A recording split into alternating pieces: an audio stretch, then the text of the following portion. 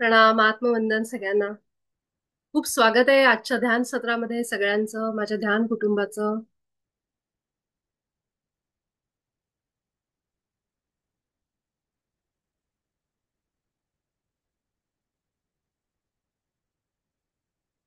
मी रोज एक 2 ते 3 मिनिटं सगळ्यांना वेळ देते. म्हणजे बऱ्याच वेळेला मला पण गडबड होते आणि बऱ्याच वेळेला असं वाटतं की 9:33 पर्यंत सगळ्यांचे घरचं जेवणी खाणे सगळे उरकून आवराआवरी करून सगळेजण बसतात. त्यामुळे एक 2 ते 3 मिनिटाचा वेळ थोडा जास्त देते. म्हणजे 9:30 म्हटलं तरी साधारण 9:33च्या दरम्यान वगैरे जॉईन करते, कारण बऱ्याच जणांचे मेसेज येतात थोडं उशिरा सुरू करा. पण सगळ्यांना नाही जमत उशिरा. म्हणजे जर समजा 9:40ची वेळ ठेवली किंवा 9:45ची वेळ ठेवली तर पुढे अजून आपल्याला थोडा उशीर होतो. म्हणून अ, थोडं अलीकडे ठेवायचा प्रयत्न करते. आणि मी ते सगळ्यांना सांगितलं की थोडं ऍडजस्ट करा सगळेजण टाइम, त्या निमित्ताने का होईना लवकर जेवण होता घरामध्ये. आणि जे की चांगलं आहे एकदम डायजेशनला. बऱ्याच जणांना उशिरा जेवायची घरी सवय असते किंवा उशिरा येतात लोक कामावरून, त्यामुळे थोडा सगळा उशीर होतो. पण ह्या असं काही असेल ध्यान किंवा अशा कुठल्या गोष्टीचं आपल्याला रोजची वेळ आहे, तर त्या निमित्ताने आपण सगळे लवकर जेवतो लवकर आवराआवरी करून बसतो. त्यामुळे ही वेळ साधारण सगळ्यांच्या सोयीनी अशी निवडली.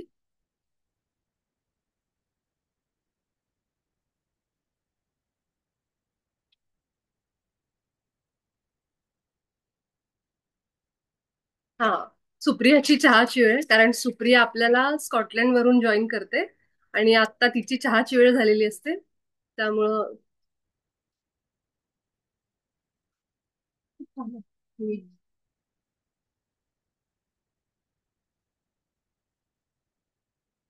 आज मला सुप्रियानी खूप छान प्रश्न विचारलाय, त्या प्रश्नानेच आपण सुरुवात करू. शक्तिपात जो असतो, शक्तिपात ही एक प्रकारची दीक्षा पद्धती आहे. शक्तिपातमध्ये जे आपले गुरु असतात, जे कोणी असतील जे साधना करतात, ध्यान करतात, कुंडलिनी चक्रांवर काम करतात, अशा लोकांकडून शक्तिपात घेतात बरेच जण. आणि त्या शक्तिपातामध्ये होतं काय, तर त्या गुरूंची साधना करून करून शक्ती वाढलेली असते. आणि जर मी त्यांच्याकडे गेले आणि मला म्हणले की मला तुम्ही शक्तिपात द्या, तर शक्तिपात ह्याचा अर्थ काय माहिती? तर transfer of energy, transfer of power. एकाकडून दुसऱ्याकडे शक्ती देणं. थँक्यू उर्मिला ताई. उर्मिला ताई म्हणतात छान दिसतंय, थँक्यू. आज जरा आवरायला वेळ आज जरा मला आवरायला वेळ मिळालाय, त्यामुळे म्हणलं आज जरा आवरून बसावं. नाहीतर रोज मी अशी पळत पळत येऊन बसलेली असते. अगदी म्हणजे परवा दिवशीचीच गोष्ट आहे की सासूबाईंना घरी आणलंय त्यांना आम्ही, आणि मग चेकअपला गेलो होतो आम्ही. अं, तर तिथे गेल्यानंतर डॉक्टरांनी आम्हाला 7:30ला बोलवलं होतं. आणि आम्ही पोहोचलो सुद्धा वेळेत, म्हणजे 7:30 पावणे 8च्या दरम्यान. आणि संपायला पाहिजे होतं लवकर, 9:15 झाले तरी सुद्धा अजून आमचा नंबर लागला नाही तिथं. माझ्या मिस्टरांना मी फोन केला, म्हणलं समजा झालं नाही आमचं, तर तुम्ही या इथं. आम्ही रिक्षाने गेलेलो जाताना, आणि मला टू व्हीलर बाईक द्या आणि मी घरी जाते म्हणलं, कारण माझी ध्यानाची वेळ होईल. आणि तुम्ही मग नंतर सासूबाईंना घेऊन घरी या. असं आमचं सगळं फायनल झालेलं. आणि मी नेहमीप्रमाणे स्ट्रेस घेत नाही किंवा टेन्शन नाही. फक्त मी परमात्म्याला म्हणलं की जर आज होणार असेल ध्यान सत्र, तर तू मला 9:30च्या आधी इथनं हलव आणि घरी पोहोचव. एवढंच मी फक्त प्रार्थना केली. एंजल्स जे होते, जे देवदूत आपल्यासोबत असतात, जे साधनेसाठी मदत करतात, म्हणून अजिबात ह्या साधनेला लाईटली घेऊ नका. हे सगळं ना मी करतेय ना दुसरं कोणी करत आहे, हे सगळं तो करतोय. आणि आपल्याबरोबर खूप दैवी शक्ती आहेत. ह्या दिसत नाहीत आपल्याला, पण खूप दैवी शक्ती आपल्यासोबत काम करतायत. आणि मी फक्त एवढंच तिथं हॉस्पिटलमध्ये बसून बोलले, म्हणलं आता 9:15 झाले आणि तुझी जर इच्छा असेल आज ध्यान सत्र व्हावं, तर माझी इथून लवकर सुटका कर. नाहीतर मी प्रयत्न करेन लवकर पोहोचायचा. आणि मग नंबर आला लगेचच, आणि बरोबर 9:30ला मी माझ्या गेटला होते. माझ्या सासूबाई रिक्षेतून उतरल्या, त्या म्हणल्या तू पळ पटकन, मी येते. आणि मग मी तसंच वर आले, आणि म्हणून त्या दिवशी एक 3-4 मिनिटं लेट झालो. तर हे तो सगळं प्लॅनिंग केलेला असतं, तो फक्त बघत असतो की आपण किती तयारीत आहोत. मी करेन मदत की सगळे एंजल्स म्हणतात नाही नाही तू जायला पाहिजे लवकर, ध्यान घ्यायला पाहिजे, आजचं ध्यान बुडता कामा नये. पण माझी किती तयारी आहे, त्यांच्या मदतीला मी कृती करतेय का मीच नुसतंच नको आता होईल तेव्हा होईल, होईल तसं होईल. पण मला पण ती ऍक्शन घेणं गरजेचं आहे. म्हणून सांगते की तुम्ही रोज इथे येतायत, ध्यान लागो न लागो हे पुढची गोष्ट आहे. तुम्ही इथे येताय, तुम्ही अर्धी लढाई जिंकली तुमच्या आयुष्यातली. सगळ्यांच्या सोबत इथे एंजल्स आहेत, सगळ्यांच्या सोबत देवदूत आहेत. फक्त विश्वास जे ठेवेल ना, त्याला त्याचे अनुभव येणार. 100% माझ्या शरीरामध्ये हा रोग आहे आणि मला त्याच्यासाठी परमात्मा तू मदत कर, आणि आपले इष्टगुरु आणि आपण जे प्रार्थना करतो एवढं म्हणा त्यांना, की मला तुम्ही ह्या शारीरिक रोगातून ह्या ध्यानाचा मला फायदा होऊ दे, इतकं फक्त म्हणा. तुम्हाला लगेच त्याचा फरक दिसेल. असं म्हणतात की ध्यान करत असताना खरं तर अपेक्षा ठेवायची नाही. फक्त शांत व्हायचं, मन शांत करायचं, विचार शांत करायचे. पण तरी पण काही जण ध्यानाच्या आधी संकल्प देतात, जे काही चुकीचं नाहीये. संकल्प म्हणजे हेतू. माझा काय हेतू आहे? आपण पूजेला सुद्धा, सत्यनारायणाला सुद्धा संकल्प देतो की आमच्या घरामध्ये सुख, शांती, प्रेम सगळं असू दे, समृद्धी. म्हणून मी तुझी आज पूजा करतो या श्रावणामध्ये, किंवा जेव्हा कधी आपण करतो. तर तो संकल्प देतो म्हणजे काय, की सांगतो भगवंताला की का करतोय आम्ही पूजा, ह्याच्या मागं पण एक कारण आहे. आणि संकल्प असतोच बघा कुठल्याही पूजेला, शांती असेल, ग्रह शांती असेल, कुणाची जन्मवेळेची शांती असेल, नक्षत्राची जे करतात, तर त्याच्यात सांगतात ना ते की हे नक्षत्र हिच्या जन्माच्या वेळी होतं. मूळ नक्षत्राची शांती उदाहरण तर सांगतात, मूळ नक्षत्र होतं आणि जे तिला अजिबात लाभदायक नाहीये या व्यक्तीला. तर ते हे सगळ्याचं निवारण व्हावं, सगळे ग्रह शांत व्हावेत किंवा काय, म्हणून तो संकल्प देतात. आणि मग तो बरोबर मिळतो त्या ग्रहांना. कारण आपल्याला असं वाटतं हे असं म्हणण्याने खरंच होतं का, पूजा केल्यानंतर फरक पडतो का?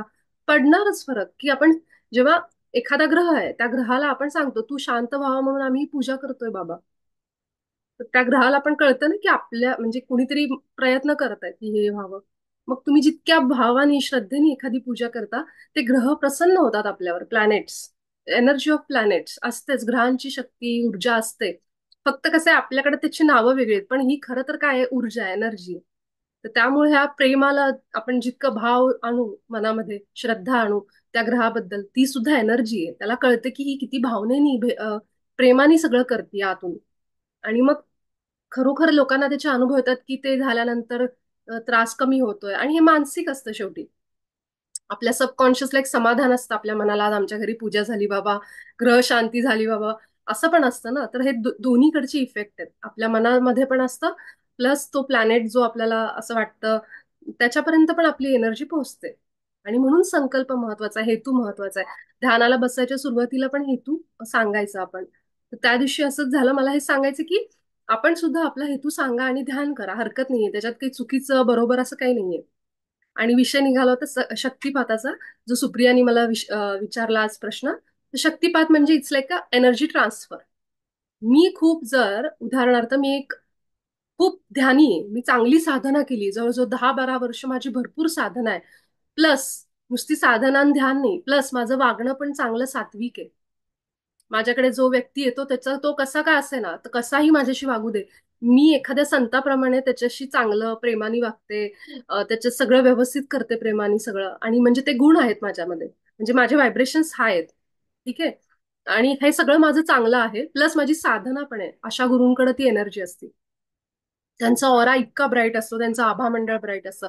आणि मग जर कुणी त्यांच्याकडे शिष्य आला आणि म्हणला की तुम्ही मला शक्तिपात द्या आणि मला तुम्ही साधनेमध्ये घ्या, मग ते गुरु काय करतात, समोरचा जो आलेला व्यक्ती आहे तो संसारातून आलाय, सगळ्या मोह पाशातून, अनेक भावनांमधून, मत्सर, द्वेष सगळं भरलंय त्याच्यात.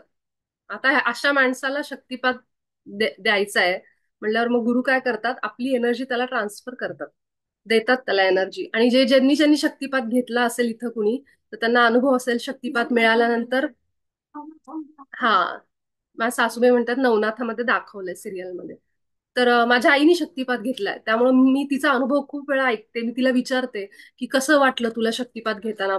तर शक्तिपातामध्ये ना, जेव्हा समोरची व्यक्ती कुठूनही देऊ शकते, म्हणजे जसं रेकी आपण देतो लांब बसून, जसं कुठेतरी दुसऱ्या गावात आहे, तर तशा हा शक्तिपात देतात, म्हणजे एनर्जी, ट्रान्सफर ऑफ एनर्जी.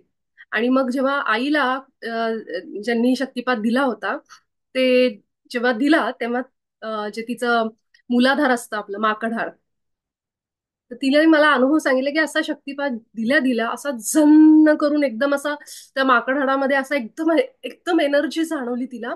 आणि ती एनर्जी वर उठली, ती आपल्या स्पायनल कॉर्ड ज्याला म्हणतो, मणका, च्या अगदी खाली असते ती, ज्याला आपण कुंडलिनी म्हणतो. ती सापाच्या वाटोळ्याप्रमाणे, अशी वेटोळ्याप्रमाणे गोल गोल अशी असते कुंडलिनी शक्ती. आणि तिला जेव्हा शक्तिपात दिल्यानंतर, एनर्जी दिल्यानंतर, तिला असं ते असं जाणवलं एकदम असं एनर्जीचं हे.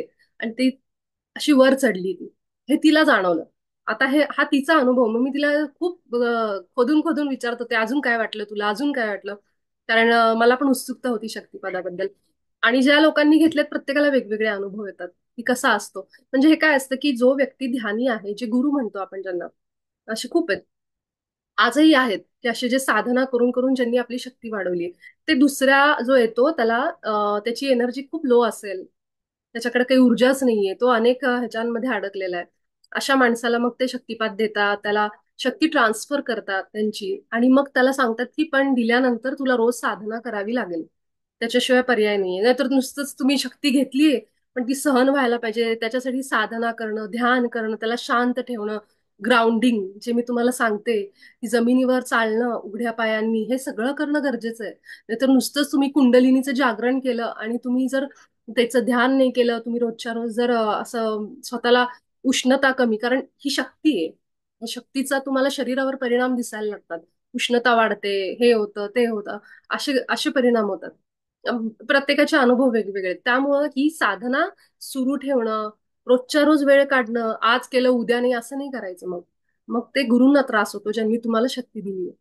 त्याचा त्रास त्यांना, त्यांचा दोष त्यांना जात असतो.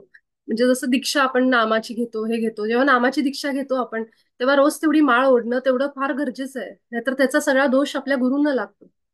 हे कितीतरी आपण गुरूंच्या चरित्रामध्ये तुम्ही वाचा, तुम्हाला कळेल की जेव्हा आपण दीक्षा वगैरे घेतो तेव्हा ती पूर्ण करावी लागते साधना. आणि त्याच्यासाठी तुम्ही एक कमिटमेंट ठेवणं. म्हणून मग म्हणतात ना की कुठली दीक्षा घेण्याआधी तुम्ही त्या साधनेला पात्र असलं पाहिजे, तुम्ही तसे सगळं करणारी असलं पाहिजे थोडा वेळ काढून संसारातून. कारण हे सगळं चालू राहतं, पण ज्या माणसाचं प्राधान्य साधनेला आहे त्यालाच आयुष्यात बदल दिसतात. नाहीतर मग आज जाऊ दे, आज काय, आज मला फार कंटाळा आला, आज घरात हे होतं ते होतं. पण थोडा वेळ काढणं फार गरजेचं आहे. म्हणून मी तुम्हाला सांगते की प्लीज थोडा वेळ काढा. काही असू दे, काही असू दे, पण आपली दिवसभरातली साधना बुडली नाही पाहिजे. आणि समजा चुकलीच एखाद्या दिवशी, तर खूप मनाला लावून घ्यायचं नाही, अरे आज मला नाही झालं, ठीक आहे. कारण जे होतं ते कोण घडवून आणतंय, तुम्हाला जर वेळच मिळाला नाही, ठीक आहे, तर त्याची इच्छा नाहीये समजायचं. आणि अर्पण करायचं त्याच्या चरणामध्ये, सरेंडर व्हायचं. म्हणजे अगदीच काही असं दोष पण नाही, अरे बापरे झालं नाही झालं नाही. परीक्षा पण बघितली जाते ना तुमची कधी कधी मध्ये मध्ये, की तुम्ही किती त्याच्यासाठी तयार आहात, करताय का, तुमच्या मनात किती आहे. आणि मग दोष नाही मानून घ्यायचा पहिली तर गोष्ट. की एखाद्या दिवशी राहिली साधना तर ठीक आहे, हरकत नाही. त्याला म्हणायचं आज तुझी इच्छा नव्हती म्हणून झालं नाही, ठीक आहे. तर शक्तिपाताचं आहे. आणि मला अजून एक फक्त की शक्तिपात तिने विचारलं होतं की शक्तिपाताबद्दल, आणि हे घेणं गरजेचंच आहे असं नाहीये. शक्तिपात न घेता सुद्धा आपण साधना करू शकतो. आपले जे कोणी आधीपासून गुरु आहेत त्यांनाच गुरु मानायचं. कारण आपल्याकडे ती आहे शक्ती ऑलरेडी, फक्त तिला जागृत करायचं. तर शक्तिपात घेऊनच आपण साधक बनू शकतो, योगी बनू शकतो असं काही नाहीये. ठीक आहे. कारण रेकी जेव्हा आपण सुरू केली तर कुणाला इथं दीक्षा वगैरे असलं काही नाही. ही शक्ती तुमच्या आतमध्ये आहे, तिला फक्त प्रेमाने बोलवा, जितकं विश्वासाने, तर ती येतेच. तिला गरजच नाही दीक्षा वगैरे द्यायची. आणि जितकं तुम्ही विश्वास ठेवून तिला बोलवाल अगदी, आणि आभार मानाल, आज दिलं आणि उद्या विसरलो असं करायचं नाही, रेकी शक्तीचे आभार मानायचे. तेव्हाच ती आपल्याला अजून मदत करते, अजून मदत करते. कुठली गोष्ट आपल्याकडे नाही, तिचे आभार माना. पैसा कमी, पैसा आहे म्हणून त्याचे आभार मानायला लागा. काही दिवसात तुम्हाला आयुष्यात बदल जाणवेल. ठीक आहे. तर आपण सगळ्या आजच्या आपल्या साधनेला सुरुवात करू. आणि सगळेजण ध्यान अवस्थेमध्ये येऊ. पाठीला आराम घेऊन सुखासन मध्ये बसू.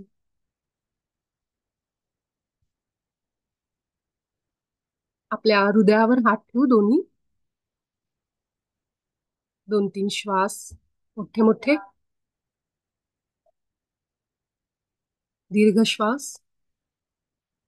हृदयाची स्पंदनं, आपलं हृदय जाणवतंय का बघू. आणि या हृदयावर हात ठेवूनच आपल्या गुरूंना आणि इष्ट देवतेला आठवू. त्यांचा फोटो, त्यांची पोथी, चेहरा आपल्या डोळ्यासमोर आणायचा.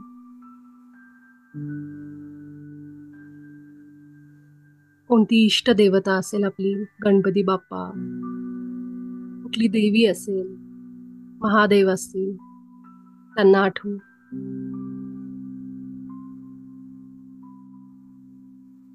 मी माझ्यासोबत आज ह्या ध्यान सत्रामध्ये या. मला मार्गदर्शन आणि मदत करा. या ध्यानातून मला सगळे फायदे मिळू देत. माझ्या सर्वोत्तम हितासाठी आजचं ध्यान सत्र तुम्ही माझ्याकडून करून घ्या. हात असेच हृदयावर. हे परमात्मा, परमपिता आहेस, दयाळू आहेस, प्रेमळ आहेस. माझ्या आतमध्ये जीवात्मा म्हणून राहतोस. मी तुझाच अंश आहे. तुझी शक्ती, चैतन्य माझ्या संपूर्ण शरीरातून वाहत आहे. माझ्या शरीराच्या सगळ्या क्रिया सर्वोत्तम पद्धतीने तुझी शक्ती पार पाडते. माझ्या शरीरामध्ये, मनामध्ये येणारे भाव, राग असेल, अहंकार असेल, लोभ असेल, मत्सर असेल, द्वेष असेल, कुणाबद्दल, स्वतःबद्दल कुठला राग असेल, करुणा असेल, प्रेम असेल, कंपॅशन, करुणा, सगळे भाव तुझ्यापासूनच निर्मित झालेले. मी सगळ्यांचा अनुभव घेते, माझी चेतना अनुभव घेते. हे तुझ्यामुळेच. माझे श्वास जे मला जिवंत ठेवतात या शरीरामध्ये, तुझ्यापासून निर्माण झाले. दिवसभर मी हे प्राणवायू, हे श्वास घेते. अन्न, वस्त्र, निवारा, पाणी, या पृथ्वीवर पडणारं माझं प्रत्येक पाऊल, या सगळ्यांसाठी मी तुझे आभार व्यक्त करते. हे परमात्मा, तू आम्हाला अग्नी दिलायस म्हणून मी अन्न शिजवून खाऊ शकते. तू आम्हाला वेगवेगळी फळं दिलीस, फुलं दिलीस, वनस्पती दिल्यात, ज्या आम्हाला खूप उपयोगी आहेत. डोळे दिलेस, पंचेंद्रिय दिलीस, ज्यामुळे आम्ही ही सृष्टी कशी आहे याचा अनुभव घेऊ शकतो. माझ्या वास्तूचे मी आभार व्यक्त करते. माझी वास्तू मला या घरामध्ये, या वास्तूमध्ये प्रेम मिळतं,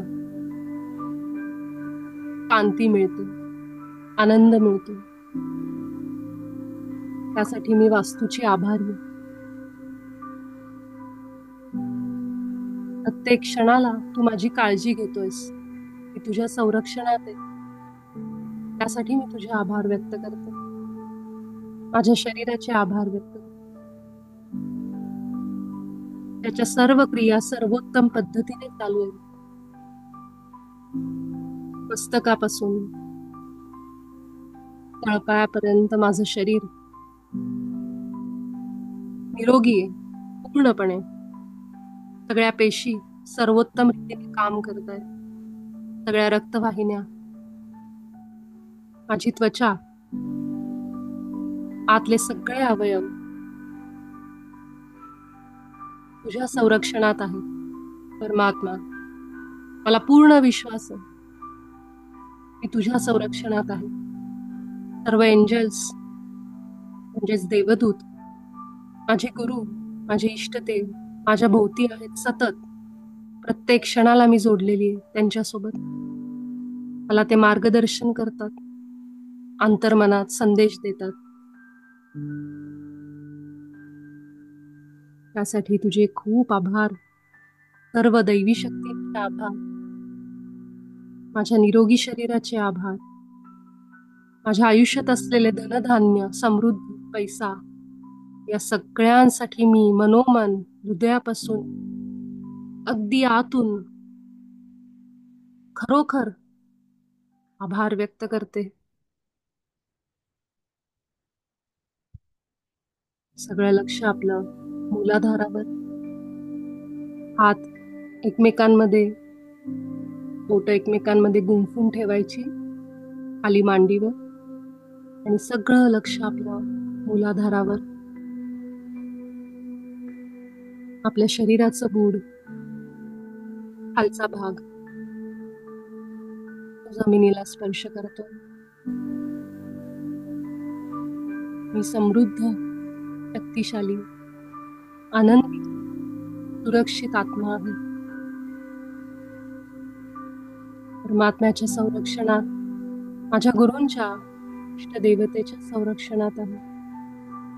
पुढची 2 मिनिटं आधारावरच ध्यान करू. लाल रंगाची कल्पना या भागामध्ये करू.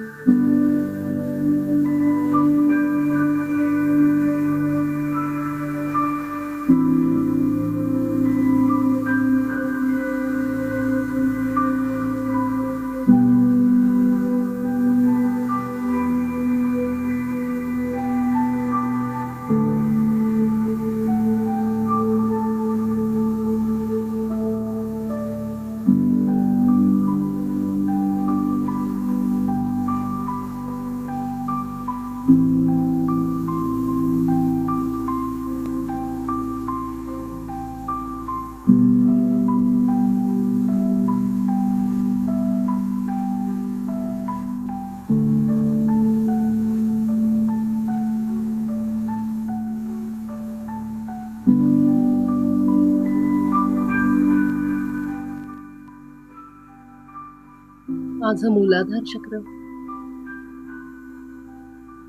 योग्य ऊर्जेला संतुलित झालंय. मी सुरक्षित आहे. मी सुरक्षित आहे. मी सुरक्षित आहे. सगळं लक्ष आपल्या श्वासांवर केंद्रित करू. प्रत्येक येणारा आणि जाणारा श्वास कसा आत जातो, नाकातून, घशातून, छातीतून, पोटाकडे, आणि पुढच्याच क्षणाला पुन्हा ब्रह्मांडामध्ये. या श्वासाचा जो काही प्रवास आहे, कदाचित छातीतूनच पुन्हा ब्रह्मांडात जात असेल. प्रवास बघू. पाठलाग करू, खोलवर जाऊ आपल्या श्वासांसोबत.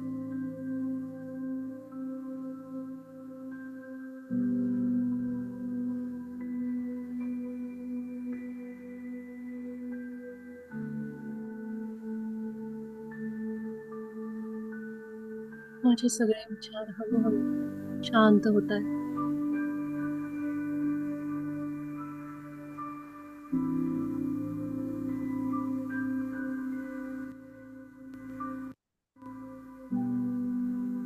प्रत्येक श्वासाचं निरीक्षण करते. 2 श्वासांच्या मध्ये जे काही अंतर आहे, काही क्षणांचं, ते सुद्धा माझ्या लक्षात येतं. इतकं माझं मन एकाग्र झालंय, शांत झालं.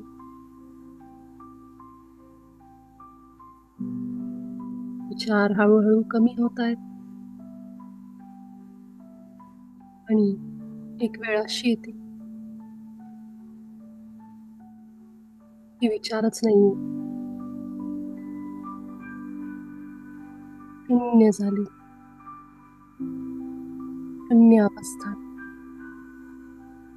फक्त डोळ्यांपुढे अंधार दिसतो. श्वास जाणवतायत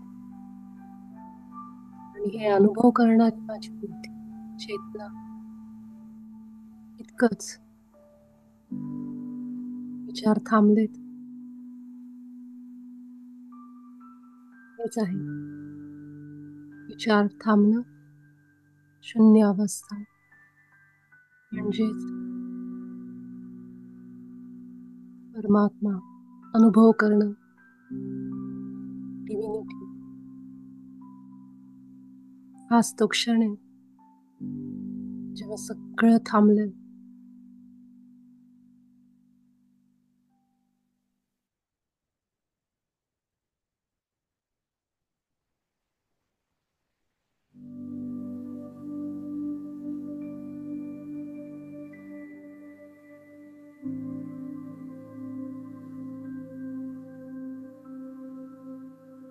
या क्षणामध्ये जाणवते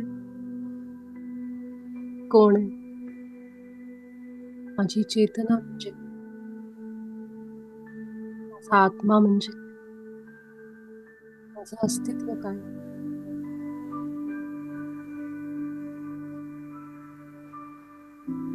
आपलं लक्ष श्वासांवर.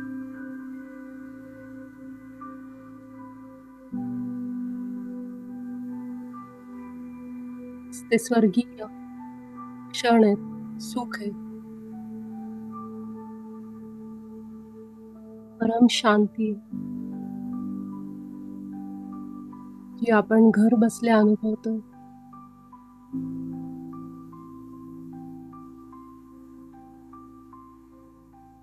आज्ञाचक्रावर आपली दृष्टी आहे, 2 भुवयांच्या मध्ये, आणि श्वासही जाणवतो.